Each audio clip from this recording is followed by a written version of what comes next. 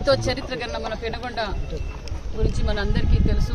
అందుకే గత 45 రోజులుగా పెనుగొండకి ఏ విధంగా అభివృద్ధిలోకి తీసుకెళ్లాలి, ఏ విధంగా అయితే ఎంతో చరిత్ర కన్నా పెనుగొండ రూపురేఖలు మార్చాలనే సంకల్పంతోనే మున్సిపల్ మినిస్టర్ గారితో మాట్లాడాం.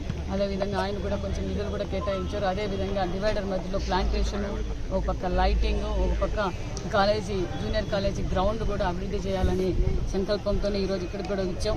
ఇవన్నీ ఏర్పాట్లు కూడా చేస్తున్నాం. అదేవిధంగా ఎందుకంటే ఇక్కడ అనేక మంది వాకింగ్ వస్తుంటారు, క్రీడాకారులు కూడా చాలా మంది ఉన్నారు, చాలా ఇబ్బంది పడుతున్నారు అనే విషయం కూడా మాకు తెలుసు. ఆ ఉద్దేశంతో దీన్ని అందరికీ ఉపయోగపడే విధంగా మంచి వాతావరణంలో వాకింగ్ చేయడం వల్ల ఆరోగ్యాలు కూడా బాగుపడతాయి. ఒక మనశ్శాంతి, ఒక ప్రశాంతత కోసం ఇక్కడికి వస్తారో అవన్నీ ఏర్పాట్లు కూడా చేస్తున్నాం. అదేవిధంగా నేను పెనుగొండ మున్సిపాలిటీ ప్రజలందరికీ తెలియజేసేది ఒకటే, మీరు అందరూ మాకు సహకరించండి. ఖచ్చితంగా మీరు ఏమైతే అనుకున్నారో అవన్నీ మేము నెరవేరుస్తాం. నేను ఇక్కడ